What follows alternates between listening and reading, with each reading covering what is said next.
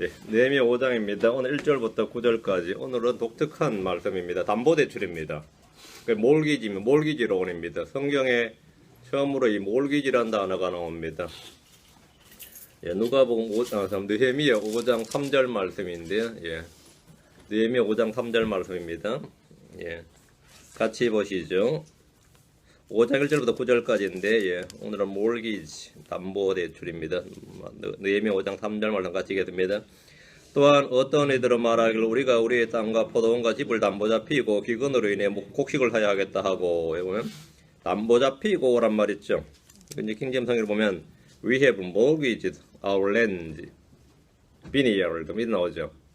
이건 이제 랜드 땅과 포도원을 담보 잡히고 저당 잡히고 예, 이게 몰기지가 나오는데 여러분 모기지 아시죠? 미국이야 뭐 완전히 몰기지로 인생이 삶이다 시작되고 끝나죠. 예, 잠깐 기도합시다. 주 하나님 감사합니다. 함께 도우시고 긍휼히 베풀어 주시고 복을 주셔서 주의 말씀을 은혜로고 권능 있게 또 말씀이 기록된 그대로 영감 있게 성도들 마음속에 전달되도록 은혜를 베풀어 주십시오. 감사드리며 주의 성기도합니다. 아멘. 오늘은 성경에 나온 독특한 한 가지인 담보대출과 관련된 본문을 다룹니다. 빚과 보증과 이자, 담보대출 등은 우리의 일상생활과 매우 밀접한 관련이 있습니다. 4장이 성벽공사 중에 겪는 그 외부의 위험들, 그렇죠? 전쟁의 위험이었죠. 외부의 위험이고 외부의 대적들, 원수들로 인한 어려움을 다루고 있다면 5장은 외부의 적이 아니라 유대인들 사이에 있는 형제들 사이에, 지체들 사이에 내부의 적입니다. 내부의 문제인데 읽어보시면 이 외부의 적들보다 이 내부의 적과 갈등, 이 속에서 이 골마 터지는 문제들, 이 갈등이 훨씬 더 무섭고 지독하다 이런 걸 알 수 있습니다. 본문은 돌아온 유대인들의 경제 문제와 빚과 담보, 세금 문제를 다루고 있습니다. 일상과 밀접한 관련이 있는 것들이죠. 이게 전부 우리의 삶이죠. 이게 뭐 양식 문제, 빚 문제, 담보, 세금 다. 본문에 이 몰기지 담보대출이란 말이 나오는데요. 돌아온 유대인들은 주변 원수들의 공격과 위험 속에서 경제적으로 봉쇄를 당하고 있었습니다. 수출과 수입과 같은 무역과 경제활동이 봉쇄되어 버린 겁니다. 양식으로 완전히 바닥이 났고 유대 땅의 양식이 바닥이 났고 경제는 파산 상태였습니다. 집집마다 식구들은 많은데 먹을 것이 없었습니다. 어디 가서 양식을 구해올 수도 없었습니다. 어떤 사람들은 먹고 살기 위해서 도둑질 해야 되겠다 이렇게 말하고 이제로 보면 우리는 도둑질 해야 되겠다는 거예요. 도둑질 살기 위해서는 뭐라고 했나? 우리 도둑질 하겠다 이렇게 말하고 어떤 사람은 양식을 구하기 위해서 땅을 저당 잡히고 담보대출 받아야 했는데 결국은 대출금을 갚지 못해서 땅이 빼앗기는 것은 물론이고 아들, 딸까지 빼앗기는 종으로 빼앗긴 일이 터졌습니다. 그게 4절이고 근데 그게 전부가 아니었다는 겁니다. 먹고 살기도 어려운 형편에 페르시아 왕이 정해준 세금으로 인해서 땅과 포도원을 담보로 돈을 빌려야 되었습니다. 세금 내자고 빚내야 됐다는 겁니다. 유대로 돌아온 이들은 다시 돈 때문에 남의 노예가 될 수밖에 없는 그런 상황이었습니다. 요즘식으로 하면 이 구제금융으로도 해결이 안 되는 거예요. 국제 구제금융으로도 해결이 안 되는 거의 파산 상태였다는 겁니다. 나라가 파산할 위기에 있었다는 거죠. 상당히 심각한 위기였고 솔직히 이때는 그냥 파산시켜버린 것 외에는 뭐 길이 없어 보일 정도였는데 이 양식의 문제니까 파산시킨다고 뭐 갑자기 먹고 살 수 있는 것도 아니죠. 백성들의 식탁에 빵이 해결되지 않으면 어느 나라도 이 존립이 이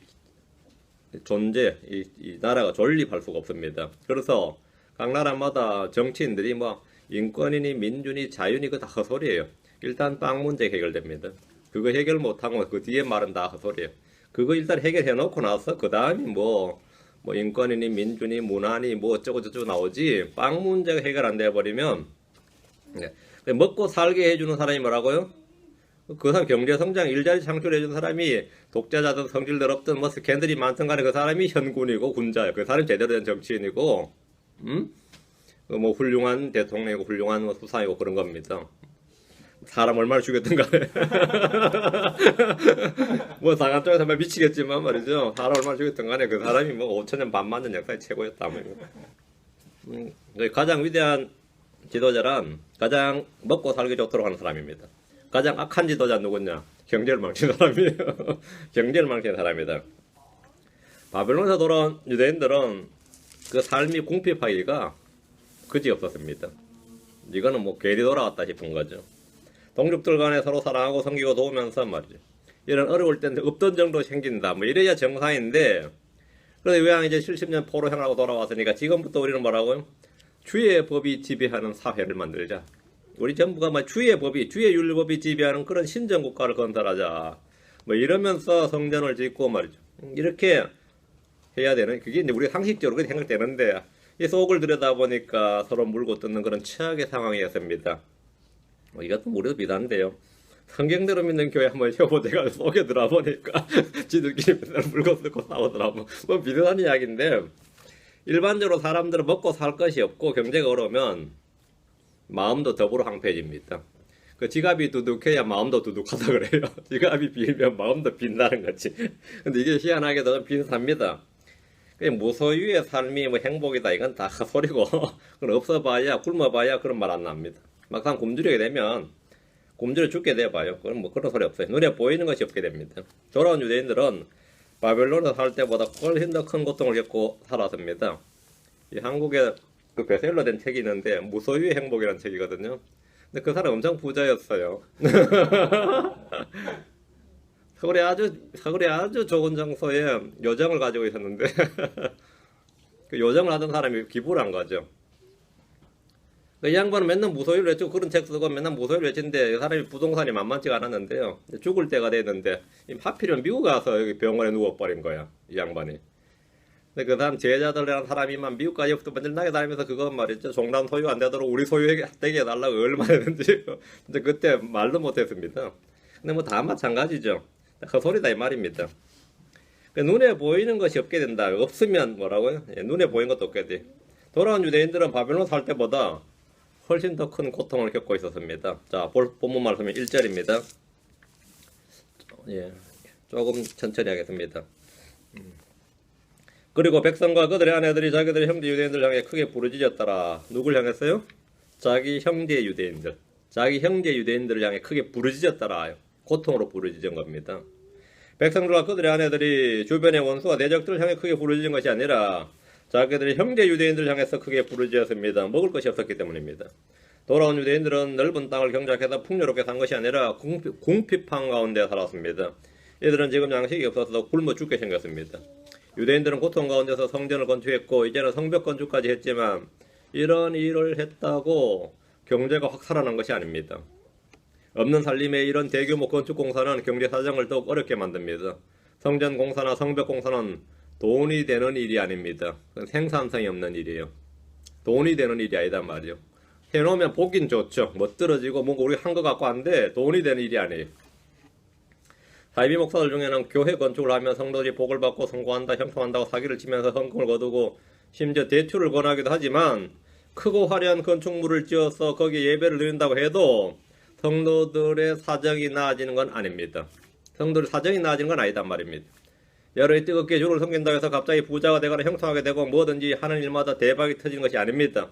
그렇게 되면 다 하지. 그렇게 되면 다 하겠지만 그렇게 믿고 싶어하는 사람들은 이제 그렇게 합니다. 왜 하냐면 그렇게 믿고 싶어하는 사람들이 하는 겁니다. 이제 이렇게 우리가 뭘 했으니까 뭔가 돌아오는 것이 있겠거니 이렇게 생각하는데 돌아오면 또 상관없는데 대부분 안 돌아오니까 문제가 되죠. 그래서 그런 말들에 쉽게 속습니다. 혹세무민한 능력이 있어야 부흥을 해요. 혹세무민한 능력이 없으면 목사가 부흥을 못해요. 그리고 그 교회는 또 혹세무민 잘 당하는 성도들이 있어야 돼요. 이게 짝이 맞아 떨어져야 됩니다. 그러면 뭐 괜히 혹세무민하다 지게 쫓겼나요? 그러니까 이게 짝이 다 맞아야 되는데 그런 교회들이 큰 교회 됩니다. 자, 2절. 이는 몇 사람이 말하기를 우리와 우리 아들 딸들이 많은즉 우리가 그들을 위하여 곡식을 취해 먹고 살아야 하겠다 하였기 때문이라. 우리가 그들을 위해서 자식을 위해서라도 뭐라고요? 곡식을 취해 먹고 이거 말이 너무 멋지게 되고 곡식을 취해 먹고 살아야 되겠다. 도둑질 해야 되겠다 이 말입니다. 곡식을 취해 먹고 살아야 되겠다 이랬어요. 이게 테이크업이거든요. 테이크업 뺏어야겠다는 말이에요. 우리가 곡식을 취해 먹고 살아야겠다. 돈은 없는데 어떻게 해요? 유대의 경제 사정이 얼마나 열악한지를 잘 보여주는 구절입니다. 거의 파산 상태인데 먹고 살 길 없고 사람은 많고 식구는 많고 어떻게 되죠? 입에 풀칠하자니까 도둑질을 해야겠다. 바벨론에서 돌아온 유대인들의 수로는 유대 땅에서 경제적 자립이나 부흥이 요원한 일이었습니다. 돌아온 유대인들은 대부분 가난했고 그 수도 적었습니다. 미국의 경제학자 너컷이라는 사람의 주장에 따르면 후진국에서는 가난하기 때문에 자본이 형성되지 않고 자본이 형성되지 않으니까 생산성을 높일 수가 없어서 빈곤이 악순환된다. 여기 빈곤의 악순환 이렇게 빈곤의 악순환이다 이렇게 부르면 이걸 빈곤의 악순환이다. 빈곤의 악순환을 해결하는 방법은 뭐냐? 외부에서 강력한 자본이 투입이 돼야 된다는 거예요. 외부에서 강력한 자본이. 그래서 그 악순환을 끊어놔야 돼. 끊어놔야지 그 이제 해결되다. 빈곤의 악순환을 극복하는 방법은 외부에서 크고 강력한 힘이 집중적으로 투입이 돼야 된다. 일정 시간을. 그러니까는 이제 우리 기독교 구원도 마찬가지랑 사람은 죄의 굴레에서 그 악순환에 벗어날 수가 없다. 이건 외부에서 강력한 뭔가가 투입돼야 된다 이거예요. 그래서 기독교는 이 자의적인 자기 힘으로 자발적인 깨달음이나 힘이나 수련으로 해결되는 게 아니라 외부에서 구원자가 들어와야 된다. 우리 속으로 구원자가 이걸 이 타적인 다른 타인에게 의지하는 신앙이라 그래요. 이 의타. 대부분 종교는 자기 속에서 자기를 의지해야 되는 거죠. 자기 속에서 모든 걸 깨우쳐야 되는 거고.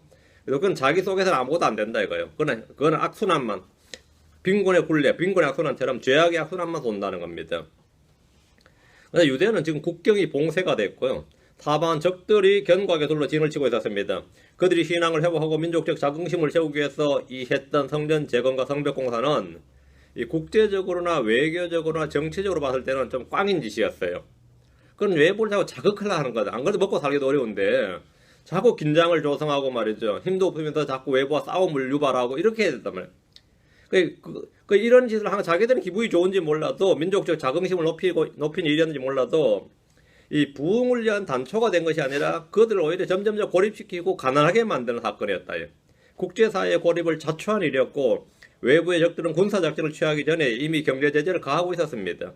중동의 여러 민족들은 이스라엘 사람들의 땅과 집과 재산과 포도원을 약탈하고 불을 일어버린 것이 죄가 아니고 영웅적인 행동이 되고 유대인들을 죽인 것은 마치 순교자보다 더 큰 선행으로 여겨지는 것이 그들의 교리입니다. 무슬림들 사이에 형성된 교리가 뭐냐면 유대인 한 명 죽이는 것은 마치 말이죠. 옛날 우리 냉전시대 때 공비 하나 때려잡는 것과 같은 거고요. 일제시대 때 일제선사 때려잡아 죽였나? 잡아 죽이는 것보다 더 영웅적인 행동이다 이거예요. 이거는. 응? 그건 누가 들어도 자기들 사이에서 오늘 한 명 죽였어 그러면 사람을 죽이면 되냐? 그게 아니라 잘해서 하는 분위기였다 말. 근데 지금 그게 무슬림 교리예요. 유대인들은 잡아서 노예로 삼거나 죽여야 된다는 것이 뭡니까? 코란에 나오는 말이란 말이에요. 그들은 당연히 그렇게 믿는 거죠. 그들의 재산을 빼앗는 건 당연한 것이고 그런 가운데 이스라엘이라는 나라가 지금 살고 있다는 거지. 이건 완전 진짜 불가운데 살고 있는 것 같아요.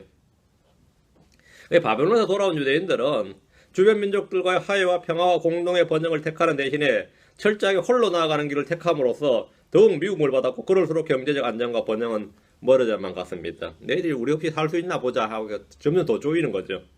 얼마나 궁핍했던지 먹고 살 것이 없었던지라 백성들 중에는 굶주림으로 우리 아들 딸들이 많은즉 우리가 그들을 위해 곡식을 취해 먹고 살아야 하겠다 이랬습니다.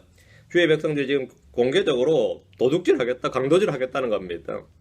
느헤미야는 예루살렘의 성벽을 재건하기 전에 이들에게 빵을 줘야만 해야 될 것 같습니다. 성벽 제거가 좀 중요한 게 아니라 이거부터 해결해야 된다.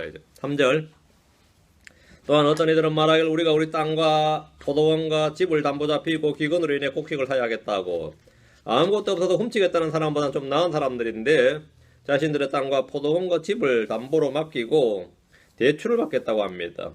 땅이 있고 포도원이 있고 집이 있으면 어느 정도 중산층 이상의 수준이지만 이들도 양식이 없어서 자신들의 땅과 포도원과 집을 대출을 위해서 담보로 조당을 잡혀야 됐습니다. 몰기지 론을 하겠다는 거죠. 이 정도면 거의 고사 직전입니다. 지금 미국에서 서민들이 가장 흔히 돈을 구하는 방법이 뭐냐면 몰기지 론입니다. 물론 직장 잡아서 월급 받는 것도 한 가지 방법이지만 그거는 그냥 생활비고 어쨌든 큰 돈을 만들려면 무조건 난 몰기지죠. 은행은 돈을 빌려주고 서민들은 평생 그 돈을 갚다가 죽는 게 이거 시스템입니다. 대학을 들어가면 학자금 대출을 받아야 되고 학교를 다닐 수 있는데 그 후에 평생 동안 일해서 그 돈 갚는 겁니다. 집을 사려면 그 집을 담보로 30년 동안 그 돈을 갚아 나갑니다. 지금 제 나이가 이제 50다 됐는데 지금 내가 집 산다면 30년 갚으면 몇 살이죠? 80이라고. 이거 집 사고 돈도 없지만 사고 싶은 마음이 그 생각하면 사고 싶은 마음이 안 생기지, 그죠? 응? 그래서 예를 들어서 죽자사자 갚았어 30년을 갚았다 치면 80이 갚았어요. 그럼 돈이 다 떨어지죠. 난 이제 일 못하니까. 그럼 다시 은행이 그래요. 영모기지야, 리버스 몰기지야. 그거 우리한테 맞게 돈 줄게 그래. 그래가지고 평생 그 돈 은행 가는데 이제 내 거 됐다 싶으면 다시 맡겨가지고 돈 받아 써야 돼요. 그냥 한마디로 하면 니는 소유하지 말라는 겁니다. 평생 은행 걸로 놔두라 이거야. 응? 차를 사려면 보통 3년에서 5년, 보통 5년이죠. 그 돈 갚아야 됩니다. 그 5년쯤 되면 이제 서울서 이제 고장 났죠. 다시 로운해서 다시 뭐 하든지 평생 안에서 갚아라 이거예요. 이 사회는 빚권하는 사회입니다. 서민들은 그 모든 것을 다 빚으로 해결해야 됩니다. 빚으로. 몰기지예요.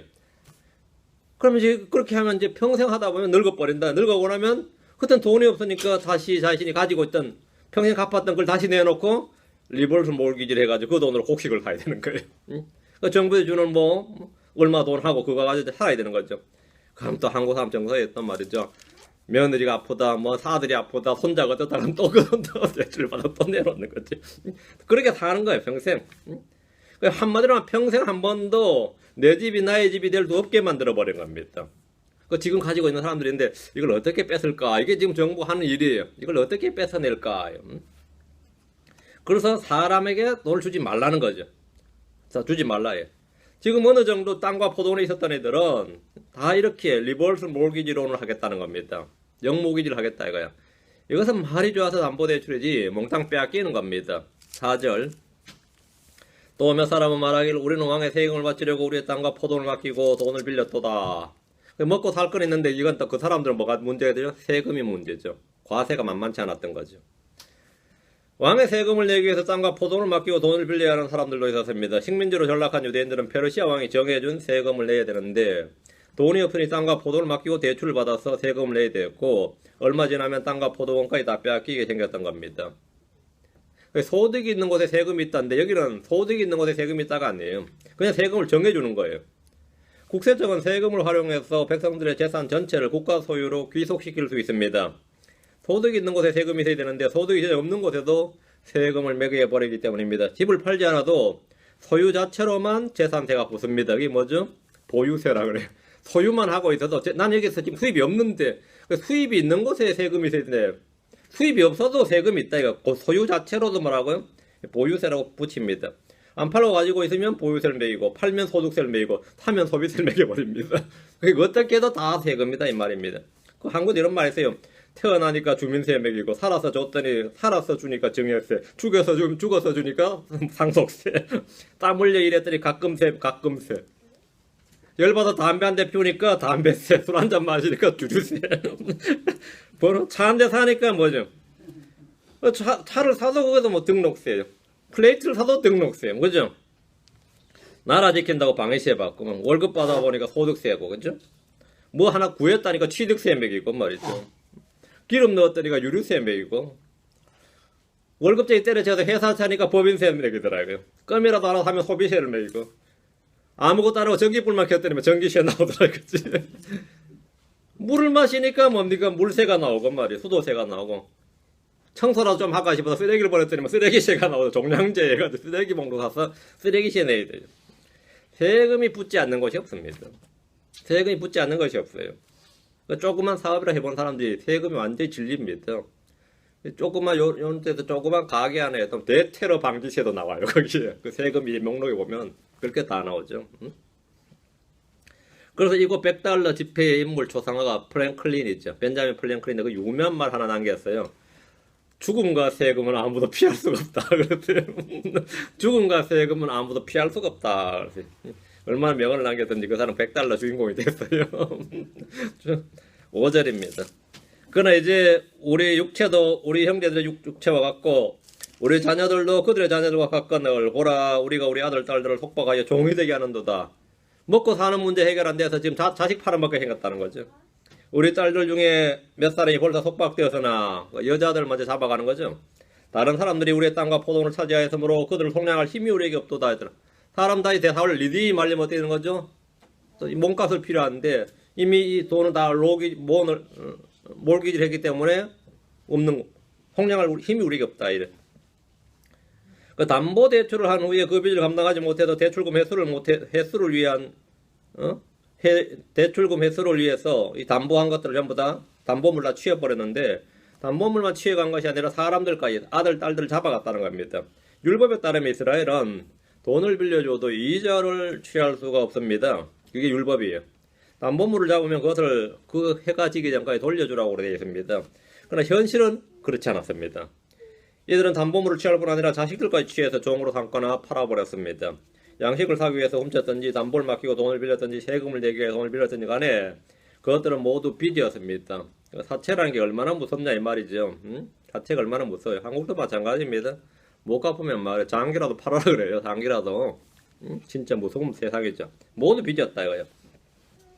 출애굽기 22장 25절 26절에 내가 만일 내 곁에 있는 가난한 내 백성 중에서 누구에게 돈을 빌려주거든 그에게 이자 받는 자 같이 굴지 말고 그에게 이자를 부과하지 말지니라. 내가 어떻게든 내 이웃의 옷을 담보로 잡거든 해가 질 때까지 그에게 그것을 넘겨줄지니라. 그러니까 주님께서 이자를 부과하지 말라고 그랬어요. 옷을 담보로 잡으면 옷을 해가 지기 전까지 밤에 추우니까 돌려주라고 돼 있죠. 이자를 취하지 못하고 담보를 잡지 못하면 소위 말하는 그 은행업이나 금융업은 끝나는 겁니다. 이자가 없는데 어떻게 은행이 유지가 됩니까? 이스라엘은 기본적으로 은행과 금융업이 존재할 수가 없어요. 3차 서비스업이 존재를 못하는 거죠. 유대인들은 자기 동족과 유대인들을 상대로 이자를 받거나 담보를 취하는 것이 불가능한 구조입니다. 불법이에요.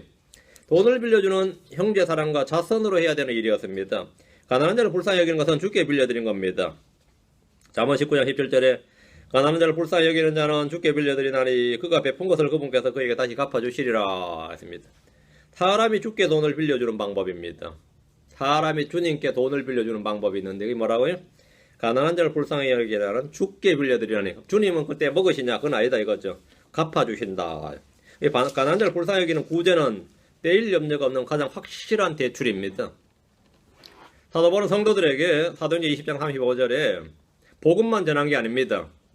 주는 것이 받는 것보다 더 복되도다 하신 그분의 말씀을 기억하게 하였느니라. 항상 이걸 자선을 가르쳤다 이거죠. 주는 것이 받는 것보다 더 복되도다 하신 그분의 말씀을 기억하게 하였느니라. 만약 그렇지 않고 이자놀이와 불의한 이익이나 의가 없는 소득을 추구한다면 그의 재산은 결국 누구에게 가느냐. 그렇게 막 평생 끌어모았는데 누구한테 가느냐. 잠언 28장 28절 한번 보시죠. 잠언 28장 28절.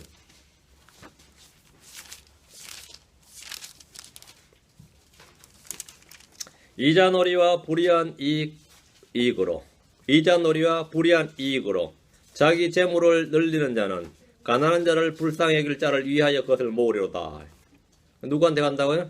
가난한 자를 불쌍히 여길 자를 위해서 그걸 모으고 있다. 열심히 모아서 그 사람한테 간다 이 말입니다. 가난한 자를 불쌍히 여기는 일은 하나님께서 갚아주시는 것도 하고 또 한 가지는 어떤 경우에는 횡재하는 일도 발생한다 이 말이에요. 이렇게 횡재하는 일이 발생한다. 성도라면 불의한 이익과 의가 없는 소득을 추구하지 않을 뿐 아니라 무릇 불의한 재물에도 신실해야 됩니다. 여러분한테 이런 일이 나한테는 안 발생하나 싶으면 평소에 가난한 자를 좀 불쌍히 여기세요. 가난한 자를 불쌍히 여기세요. 5절입니다. 보라 우리가 우리 아들 딸들을 속박하여 종이 되게 하는도다. 지금 이게 돈이 없다 보니까 이 자식 팔아먹게 생겼다. 지금 그런 일이 발생하고 있다 이거죠. 이 말은 당시 이스라엘에 빚을 갚지 못한 사람들의 아들, 딸들이 종이 되어버리는 그런 부모들의 피눈물이 섞인 절규죠. 이게 피눈물이 섞인 절규예요. 율법에 따르면 이런 일은 있을 수가 없습니다. 레위기 25장으로 갑니다. 39절 44절. 레위기 25장 39절 44절. 내 옆에 가는 내 형제가 가난하게 되어 내게 팔리거든. 이런 일이 율법에 규정이 되어 있지. 내게 팔리거든. 너는 그를 강제하여 노예처럼 섬기게 하지 말고 다만 품꾼이나 머무는 자 같이 너와 같이 함께 있게 하며 희년까지 너를 섬기게 할지니라. 그때 그와 함께한 그의 자녀들이 너를 떠나 자기의 가족들에게 돌아가되 곧 그가 자기 조상들의 소유로 돌아가리라. 그들은 내가 이집트 땅에서 데리고 나온 내 종들이니 노예처럼 팔리지 아니하려다. 너는 그를 엄하게 다스리지 말고 오직 내 하나님을 두려워할지니라. 이렇게 주님 말씀하셨습니다. 그러니까 이제 팔리는 사람이 있으면 그걸 노예처럼 대하지 말라고요. 그냥 품꾼처럼 일당 품꾼처럼 일꾼처럼 그렇게 대하라는 거죠. 아니면 머무는 자 같이 품꾼이나 머무는 자 같이 그렇게 있다가 희년이 되면 풀어주라 이거예요. 유대인들은 가난으로 인해서 누군가에게 팔리면 노예처럼 섬기게 하지 말고 품꾼이나 머무는 자 같이 섬기게 하고 희년이 되면 모두 풀어주도록 했습니다. 주님 율법으로 그들은 내가 이집트 땅에서 데리고 나온 내 종들이니 노예처럼 팔리지 아니하려다 이렇게 말씀하였습니다. 유대인들 중에 누군가 노예를 필요로 한다면 사방의 이교도들 중에서 취해야 됩니다. 이건 형제들은 노예를 삼을 수가 없다 이 말이죠. 6절 또 내가 그들의 부르짖음과 이런 말을 듣고 크게 분노하였노라 했는데 느헤미야가 이 말 듣고 이제 분노한 거죠. 이게 당연히 분노하죠. 내가 그들의 부르짖음과 이런 말을 듣고 이 현실입니다. 이거는 느헤미야는 백성들의 부르짖음과 그들이 하는 말을 듣고 크게 분노를 했습니다. 이런 말을 듣고 분노하지 않는다면 그것이 도리 이상한 일입니다. 이런 때에 경제적 고통을 겪는 백성들의 마음을 위로해주고 앞으로 나아갈 길을 마련해주는 것이 인기를 얻는 비결인데 느헤미야는 지금 성질을 낸 거죠. 크게 분노를 했다 이거예요. 백성들의 불평이나 하는 일이 율법은 고사하고 인간 본성이나 양심마저도 부수는 그런 불법들이었기 때문입니다. 그들은 성전을 지었지만 성전에 계신 주님께 도움을 구하고 부르짖을 줄은 몰랐습니다. 그리고 이 성전에 기록된 주의 말씀에 성전의 법 아마 주의 말씀에 따라서 사는 법을 몰랐다 이 말이죠. 성전은 지었지만 7절 그때 스스로 깊이 생각하고 귀족들과 치리자들을 꾸짖으며 그들에게 이르되 너희가 각각 자기 형제에게서 이자를 취하는도다 하고 그들을 대적하기 위한 큰 집회를 열었도다. 느헤미야는 말을 듣고 이 말을 듣고 분노한 것이 아니라 그때 스스로 깊이 생각을 했습니다. 분노만 한 것은 아니다. 깊이 생각했는데 해결책이죠. 그럼 매우 현실적인 지도자였습니다. 백성들의 궁핍과 어려움과 자식들이 종으로 팔리는 불법들이 자행되는 어려운 현실을 보고 그 해결책을 제시해야 되었습니다. 느헤미야는 귀족들과 치리자들을 꾸짖었습니다. 지금 백성들의 문제를 해결하기 위해서 뭐가 된 거죠? 예, 귀족들과 치리자들 먼저 개혁을 해야 됩니다. 한마디로 말하면 기득권층 개혁이죠. 기득권층을 개혁해야 되는 거죠. 너희가 각각 자기 형제에게서 이자를 취하는도다. 이게 뭐예요? 불법이다 이 말입니다. 이건 불법이다 이거예요. 돈을 빌려준 사람이 이자를 취하는 것은 정상적인 거래이며 경제활동이므로 어느 나라에서는 별 문제가 없습니다. 그러나 당시 유대에서는 형제들에게 돈을 빌려주는 것은 대대로 모세 율법 때부터 그건 불법이었어요. 불법이었다. 율법은 이에 대한 규정이 매우 엄격하게 반복적으로 기록되어 있습니다. 몇 구절 보면 레위기 25장 37절에 너는 이자를 받으려고 그에게 돈을 받주지 말고 이득을 얻으려고 내 양식을 빌려주지 말라. 이자를 받으려고 하지 말고 이득을 취하려고 하지 말라. 이거 엄청난 말입니다. 신명기 23장 19절에 너는 내 형제에게 꾸어주고 이자를 받지 말지니 곧 돈의 이자나 음식물의 이자나 이자를 받으려고 꾸어주는 어떤 것의 이자도 받지 말지니라. 이자를 받지 말라고 하는데 형제들 간의 거래에서 이익을 취하거나 이득을 취하려 하지 말라는 겁니다. 형제의 고난과 어려움과 가난과 궁핍을 나의 이익을 위한 한마디로 말하면 나의 이익과 이득을 위한 위기를 기회로 삼지 말라 이거예요. 그것은 사악한 일입니다. 너는 내 형제에게 이자를 받지 말라고 하시면서 이렇게 딱 규정이 되어 있으니까 똑똑한 사람들이 율법의 허점을 또 이용하죠. 이자를 받지 말라고 해서 나 이자는 못 받는데 대신에 뭡니까? 뭐 건물로 받겠다. 이건 투자를 해서 뭐 한다고요? 이건 빌려주는 게 아니라 투자 개념으로 해서 투자의 수당을 받겠다. 이게 뭐냐? 또 율법의 맹점을 이용하는 거예요. 율법의 허점을 이용해서 돈으로 이자를 받는 대신에 장꾀를 부려서 다른 것으로 이자를 받는 그런 행위도 주님이 금지하셨어요. 그럼 어떤 것에 이자도 받지 말라. 그런 짓도 하지 말라고. 요게 지금 무슬림 법도 이렇게 되어 있습니다. 이자를 받지 못하더랬는데 유대인들은 이방인들에게는 이자를 받아도 되도록 되어 있어요. 그게 유대인들은 국제금융은 가능합니다. 그렇게 이자를 받아도 되는데 무슬림은 한 수 더 뜬다고 자기들 딸은 잘못한 거죠. 자기들끼리만 아니라 이방인들 간에도 이자를 못 받아. 근데 이 오일머니가 있는데 이자를 못 받으니까 어떻게 되는 거죠? 난감하죠. 그런 게 뭐냐 스쿠크라 그럽니다. 한국에 들어온다 이게 뭐냐면 이슬람 자본이에요. 이거는 이 돈을 빌려줘서 이자를 받는다가 아니라 이 투자 개념으로 무조건 해서 투자 수당을 받는다 그래요. 말만 바꾸는 겁니다. 말을. 응? 그 투자 수당을 받는다 이거예요. 그래가지고 이제 이 경제 위기가 닥치니까 그동안 쳐다보지 않았던 그 무슬림들 돈이 탐이 나가지고 우리나라도 투자해 주시오, 우리나라도 투자해 주시오 막 해가지고 한국까지도 해주시는데 그래도 아직 한국은 기독교인들이 많아가지고 결사반대한다 뭐 미친 짓이다 해가지고 그걸 막았죠 한번. 특히 그때 마침 대통령이 또 이명박이라 가지고 목사들까지 나섰어 뭐 그거 하면 뭐 탄핵 운동하겠다 그러고 겁주고 막 그랬어요. 너는 타국인에게 꾸어주고 이자를 받아도 되려니와 타국인에게는 뭘 이자를 받아도 돼요. 내 형제에게는 꾸어주고 이자를 받지 말지니라. 그리하면 내 하나님께서 내가 가서 소유할 땅에서 내가 손을 내는 모든 일에서 내게 복을 주시리라. 그러니까 이자 안 받으면 난 손해냐? 그렇지 않다 이 말입니다. 이자를 안 받으면 하나님 뭐라고요? 복을 주시겠다. 그러니까 이자는 하나님께 받으라고. 이자는. 형제들에게 구워주고 이자를 받지 않음으로 않음으로써 나는 손해. 그래서 입는 피해는 주께서 그가 손을 내는 모든 일에서 복을 주심으로 넘치도록 보상해 주신다. 이렇게 말씀합니다. 이 말씀을 믿는다면 이자를 주겠다 해도 안 받으려고 합니다. 이걸 믿는다. 이 말을 믿으면 이자 주겠다 그러면 뭐라고요? 그럼 내가 주께 복을 못 받는데 그런 짓을 하면 안 됐지. 그 이자를 주겠다 해도 안 받아야 정상이에요. 믿는다. 이 말을 믿는다면 우리 주님께서 말씀하시기를 누가복음 6장 34절 35절에 너희가 어떤 자들에게 말하기를 어떤 자들에게 받기를 바라며 빌려주면 무슨 감사를 받겠느냐. 죄인들도 준 만큼 다시 받으려고 죄인들에게 빌려주느니라. 오직 너희는 너희 원수들을 사랑하고 선을 행하며 아무것도 바라지 말고 빌려주라. 그래 하면 너희 보상이 클 것이요 또 너희가 가장 높으시니 아이들이 되리니 그분께서는 감사하지 아니하는 자와 악한 자에게도 친절하시니라. 본문에 주님 뭐란 거죠? 구약은 이자에 대해서만 받지 말라는 금지 명령을 하셨는데 비해서 신약은 우리 주님 뭐라고요? 원금까지도 받지 말라. 그래서 안 빌려주는 거예요. 최소한 원금은 받아야지, 안 그래요? 최소한 그래도 원금은 받아야지. 이자는 뭐 그렇다 치더라도. 그래서 크리스천들이 잘 안 주는 거예요. 원금을 받지 말라니까 나 떼인다고 생각한 거죠. 주님은 아무것도 바라지 말고 빌려주라 이랬습니다. 그럼 빌려준 사람만 손해를 보라 이거냐 이거죠. 빌려준 것은 하나님께 보상을 받으라는 겁니다. 하나님께 보상을 받아라 이거예요. 주님은 믿는 자들에게 보상해 주시는 분입니다. 주의 말씀을 믿고 그대로 행한 행위는 믿음의 행위와 선한 행위와 의로운 행위입니다. 그것은 주님께서 보상을 해주신다. 한번 해보세요. 해보세요. 저 이거 난 많이 체험했는데, 예, 많이 체험했어요. 제가 돈 내기 없을 때 하도 어려운 사람이 하나 있어서 그때 내 기억나 6만 얼마를 줬어요. 그게 저한테 있는 다였던 것 같아. 그래서 나중에 어떻게 하든 한 몇십 년이 지난 지금인데 계산해보면 그 사람은 나한테 100배 이상 준 것 같아요. 그때 나한테 6만 얼마를 받았던 사람은 진짜 문자 그대로 100배 이상 준 것 같아요. 100배 하면 얼마지? 600만 원인가요? 600만 이상 받은 것 같아. 그거 지금도 별로 부자 아니야.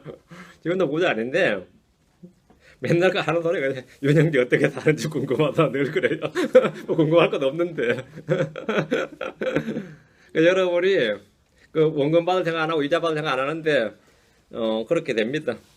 누가 그 성경 공부하는데 옆방 아저씨가 와가지고 혹시 여기 일회용 커피 좀 있으세요 해가지고 성경 공부 방해될까봐 그냥 몇 개 한 줌 잡아서 줬더니만은 1시간 뒤에 몇 개짜리 한 개 사오더라잖아요. 아까 잘 먹었습니다 하고. 그래서 줘야 된다 이걸 그냥 받지 말고 주라고. 응? 이게 주님 말씀인데 잘 안 믿죠. 안 믿으니까 못하는 겁니다. 믿음의 행위란 믿어야 하는 겁니다. 8절이에요. 괜히 했다가 나만 뭐 덮어쓴다 생각하는 사람이 많지. 줘보세요 한번. 8절 그들에게 이르되 우리는 우리의 힘을 다하여 이교도에게 팔린 우리 형제들을 속량하였거늘 너희는 심지어 너희 형제를 팔고자 하느냐 혹은 그들을 우리에게 팔아야겠느냐 하며 그때 그들이 잠잠하여 대답할 것을 찾지 못하였도다. 느헤미야는 귀족들과 치리자들을 꾸짖으며 우리는 우리의 힘을 다하여 이교도들에게 팔린 우리 형제 유대인들을 속량하였거늘. 그러니까 느헤미야 자신을 이렇게 했다는 겁니다. 그런데 느헤미야가 그렇게 하면 남들도 다 그렇게 할 줄 알았는데 느헤미야만 지금 그렇게 하고 있는 거죠. 느헤미야는 어쨌든 왕궁의 고관이었고 힘이 있었죠. 권세도 있고 돈도 있었어요. 근데 그걸 전부 다 형제 유대인들을 속량하는데 리디임하는데 다 썼어요. 그렇게 했단 말이에요. 난 그렇게 했는데 우리는 우리의 힘을 다하여 이 교도들에게 팔린 우리 형제 유대인들을 속량하였거늘. 느헤미야는 자신이 가진 힘과 재산을 형제들을 속량하는 데 사용했습니다. 한 명의 혼이라도 건진 일에 힘을 쏟았다는 겁니다. 느헤미야는 당시 페르시아 왕의 측근이었고 왕의 명령을 받은 자로서 주변 지역의 총독들보다 더 높은 지위와 힘을 가지고 있었습니다.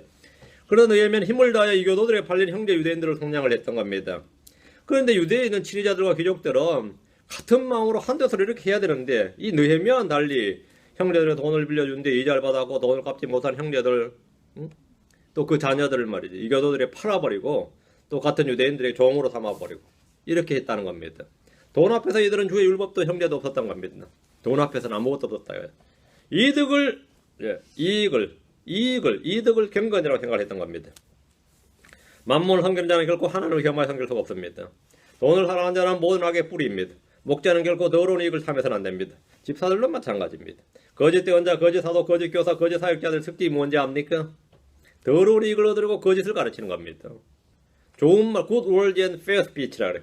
good words와 좋은 말과 fair speech, 그런 말로 뭐 혼을 인타이싱한다, 속인다는 거죠.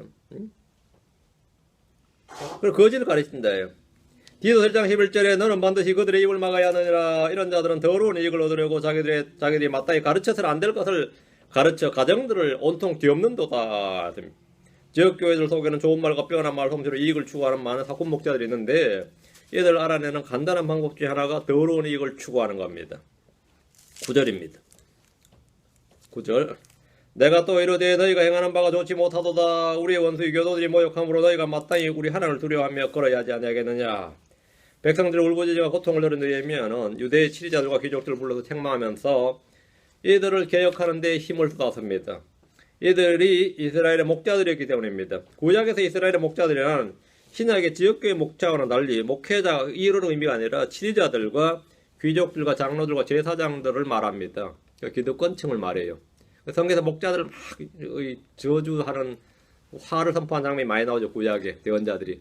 그래서 그 목자들은 치리자들을 말합니다. 치리자들. 이 지은 사람들은 목자들이라 그러고 백성들을 뭐라 그러면 백성들을 다 양들이라 그래요. 왜? 유대는 신정국가니까 백성들이 다 유대인이고 유대교를 믿잖아요. 그 백성들이 다 유대교를 믿고 다 유대교를 믿으니까 어쨌든 100%다 유대교를 믿는다. 형식적으로 100%다 유대교를 믿으니까 백성이 다 뭐가 되는 거죠? 양떼가 되고 제사장이나 치리자들이나 이런 사람 다 뭐가 되는 거죠? 목자가 되는 겁니다. 그 너희 목자들아 뭐 이런 말 할 때 그 목자들 하면 왕부터 시작해서 고관들을 말해요. 주께서 내가 목자들을 대적하노라 이럴 때 이 목자들을 대적하노라 하면 구약에서 성경교사나 대언자나 이런 사람을 말한 게 아니고 치리자들을 말합니다. 치리자들을. 왜? 그들이 백성들 세금으로 빼앗고 이자놀이하고 뭐 불법을 저지르고 뭐 이러니까 그들이 목자들이 구약에서 말한 목자들이었어요. 그 다윗도 목자 역할 때 뭐 다윗이 뭐 성경 가르쳐도 목자가 아니라 다윗 왕이 자체가 목자예요. 그걸 목자단 말이에요. 그 목자가 왕이 왕같지 못하면 뭐가 되는 거죠? 백성들이 고생하죠. 그러면 목자 없는 양 같았어 이렇게 말해요. 목자 이런 양 같았어. 그 목자라는 의미가 구약에서는 그렇고 신약에서 목자라는 의미는 이제 전혀 다르죠. 전혀 신정국가 아니니까 이제 뭐 성경교사나 이런 사람을 이제 목자라 그러는 거죠. 이스라엘의 왕은 기본적으로 이스라엘이라는 양떼의 목자였습니다. 왕은 기본적으로 목자였어요. 느헤미야는 유다의 기득권층 지도부를 불러서 그들의 죄와 볼을 엄히 꾸짖었습니다. 엄히 꾸짖었어요. 이사야 56장 10절에 너희가 행하는 바가 좋지 못하도다. 지금 9절에 지금 너희가 행하는 바가 좋지 못하도다 하는데 느헤미야는 짓지 못하는 개가 아니었습니다. 짓지 못하는 개가 아니었다. 성경 말하기를 이사야 58장 1절에 크게 외치라 아끼지 말고 내 목소리를 나팔소리같이 높여서 내 백성에게 그들의 불법을 야곱의 집에게 그들의 죄들을 보여주라. 느헤미야는 이렇게 했습니다. 에스겔 16장 2절에 사람의 아들아 예루살렘으로 하여금 자기의 가장 일들을 알게 하고 에스겔 20장 4절에도 사람의 아들아 내가 그들을 심판하려 하며 내가 그들을 심판하려 하느냐 그들로 하여금 자기 조상들의 가장 것들을 알게 하라. 가장 것들, 죄들, 불법들을 보여주고 알게 하고 선포하라는 겁니다. 느헤미야는 그들을 데려다가 꾸짖었어요. 너희가 하는 짓이 뭔지를 보여준 거죠. 말해준 겁니다. 그들의 죄와 불법과 잘못을 꾸짖으면서 알게 해줬습니다. 의의 교리로 책망을 받아들이면, 의의 교리로 하는 책망을 백성들이 받아들이면 그들은 바로 잡힐 수가 있습니다. 그러니까 이제 교리는 뭐죠? 이자를 받지 말라. 이게 교리죠. 내 형제들은 구워주고 이자를 받지 말라. 이게 하나님의 말씀이라 교리예요. 이 교리를 가지고 책망을 하는 겁니다. 이 교리에 어긋난 건 책망을 내죠. 책망을 한 거 이제 꾸짖음이죠. 꾸짖음을 하고 이 꾸짖음을 받아들이면 바로 잡히는 겁니다. 안 받아들이면 갈등이 생긴 거죠. 받아들인다면 계속해서 그것을 말씀으로 계속 양육을 받아 앞으로 계속 말씀을 살면 그 의로 교육이 되는 겁니다. 그 성경은 교리와 책망과 바로함과 의로 교육하기, 의로 훈육하기에 유익하다. 우리 하나님의 말씀이라는 교리가 있어요. 그 교리가 뭐냐면 형제를 주고는 뭐라고요? 바라지 말고 주라 이렇게. 그 대가를 바라고 주면 나 이렇게 해줘서 다음에 저는 나한테 이렇게 해주겠지 하면 이제 실망하죠. 내가 그렇게 잘해줬는데 돌아온 건 배신밖에 없었다. 이게 뭐죠? 바란 게 있었다 이 말이죠. 바라지 말고 주라고요. 응? 아니 목사님한테 내가 뭐도 해줬는데 전화 한 통 없더라고요. 나 바라지 않는 줄 알고 앉았는데 바라는 게 있었단 말이지. 그럼 이게 상당히 사람부터 그때부터 사람 관리 들어가야 돼요. 응? 사람 관리하기 시작하면 이제 뭐 사역이 힘들어져요. 왜? 말씀하는 게 아니라 그때부터는 이런 거 그런 거 관리하고 있어야 돼요. 응? 누가 나한테 이메일 보냈다, 뭐 텍스트 안에서 답장을 좀 씹는다고 생각할까봐 또 웬만하면 제가 24시간에 답을 해주는 편이에요. 웬만하면 해주는데 아마 못 받은 사람은 대부분 다 아마 묻혀들 거야. 아마 묻혀들 겁니다. 문제인데 바라지 말고 빌려주라가 뭐죠? 빌려주라, 주라. 그냥. 그게 교리라고요. 뭐 교리가 다른 거 아니에요. 하나님 말씀 그게 교리라고. 교리. 정직하라 하면 그건 교리라고. 거짓말하지 말라면 그게 교리입니다. 형제를 뒤에서 씹지 말라면 그게 하나님 말씀이면 그게 교리라고. 우리 그게 기독교의 교리고 성경의 교리고 신약의 교리고 우리 교회의 교리예요. 뭐 여기서 교리 가르친다는 게 별로 다른 거 아니에요. 그게 교리입니다. 그게 교리. 그렇게 성경에 기록된 바를 내가 듣고 믿고 알고 그럼 그렇게 생활해서 그렇게 하는 게 뭐라고요? 교리라고요. 교회 모이게 힘써라 그러면 그게 우리 교회 교리고 성경의 교리예요. 뭐 다른 게 교리가 있어. 근데 그렇게 안 해. 그럼 그게 안 한다고 한마디 하죠. 그게 책망입니다. 진짜 말 많네. 자꾸 나한테 불평하네. 그게 아니고 그건 책망이라고. 책망하고 불평하고 다른 거예요. 응? 교리로 내가 꾸짖는 거는 책망이고 지 감정에 이끌려 꾸짖는 건 뭐죠? 그게 뭡니까? 불평이지. 근데 사람들이 구분 잘 못하죠. 응? 지금 니 나한테 책망한 거냐? 니 나한테 불평 쏟아놓은 거냐? 지금 나한테 이제 불만 쏟아놓은 거냐 이거야. 이제 책망한 거라고. 책망하면 어떤 거죠? 받아들여야죠. 불평을 쏟아내면 뭡니까? 위로해줘야지. 말하면 웬만하면 마음이 많이 상했나 보네 이러면서 이거 해줘야죠. 응? 그 책망을 받아들이면 이제 형제를 얻는 겁니다. 그 사람은 해결하든지 책망을 받아들이면 형제를 얻는 거예요. 그리고 같이 의로 훈육해서 같이 자라나는 거지. 바로 잡을 수가 있고 형제를 얻을 수 있습니다. 자, 느헤미야가 이제 교리를 가지고 의자를 받지 말라. 형제들 그렇게 하지 말라고 딱 교리로 책망을 했어요. 이 사람들 어떻게 했을 것 같아요? 9절 보세요. 9절 후반부. 우리의 원수 이교도들이 모욕함으로 너희가 마땅히 우리 하나님을 누려하며 걸어야 하지 아니하겠느냐. 제안을 제시했어요. 책망하면서 우리는 어떻게 해야 되느냐. 이렇게 해야 된다 이거예요. 이스라엘은 그 민족이 말이죠. 모든 세계 이방 민족들의 표준입니다. 저놈들은 하나님 선민이라 그래. 자기들만 하나님이 뭐라 그래. 그래서 그들 자신이 뭐라고요? 표적이라고. 표적이에요. 그러니까 이교도들이 이스라엘을 욕하고 대적하지만 그들이 하는 것을 다 보고 있습니다. 다 보고 배우고 말이죠. 비판하고 해요. 이교도들이 모욕할 때 더욱 선을 행하고 그렇게 그래야 됩니다. 거짓과 비난을 잠재우고 대적하는 방법은 하나님을 두려워하며 걷는 겁니다. 하나님을 두려워하며 걷는 것. 이게 뭐라고요? 이교도들이 우리를 모욕할 때, 아니 우리 원수와 대적들이 우리를 막 비난하고 욕할 때 우리가 하는 대처 방안이 뭐냐면 하나님을 두려워하며 걷는 것이다. 성도들이 원수를 대적하는 방법과 싸우는 방법이 이겁니다. 외부의 적들이 아니라 동료 형제들이 적이 되어서 나를 공격하고 비난하고 팔아먹으려 할 때 내가 할 일은 뭐냐? 주 하나님을 사랑하는 겁니다. 그때 내가 해야 될 일이 뭐냐? 주 하나님을 사랑하는 거예요. 그렇게 하면 주님은 그 일을 합력해서 선을 이루십니다. 로마서 8장 28절에 우리가 알거니와 하나님을 사랑하는 자들과 그분의 목적에 따라 부르심을 받은 자들에게는 모든 것이 합력하여 선을 이루느니라. 그러면 내가 뭐 해야 되겠다? 하나님을 사랑하면 되겠네요. 그러면 이것을 뭐 하겠다? 이 일들이 뭐가 된다고요? 하나님 합력해 선을 이루겠다. 그러니까 이럴 때일수록 나는 하나님을 사랑해야겠다. 우리는 고난이나 어려움이 전혀 없는 가운데 주를 섬기도록 부름받은 것이 아니라 고난을 당하는 가운데 그 고난 속에서 어려움 속에서 그 가운데서 주님을 섬기도록 부름을 받았습니다. 돌아온 유대인들은 성전을 건축할 때 고난을 받았습니다. 성벽을 건축할 때는 더 큰 위험과 고난이 있었고 백성들의 삶은 최악이었습니다. 주님께서 복을 주셔서 넘치도록 풍성하게 하시고 형통하게 하신 것이 아니라 먹고 살 것이 없어서 훔쳐야겠다고 말하는 사람들이 나올 정도였습니다. 백성들을 괴롭힌 자는 외적들이 아니라 돈 많고 힘 있는 형제 유대인들이었습니다. 형제 유대인들이었어요. 그 돈 가지고 얼마나 갑질을 해야 되는지 말이죠. 형제 유대인들이었다. 지금 우리도 비슷합니다. 우리도 비슷해요. 우리 교회를 막 공격하는 게 뭐 불교도이라 무슬림들이 아닙니다.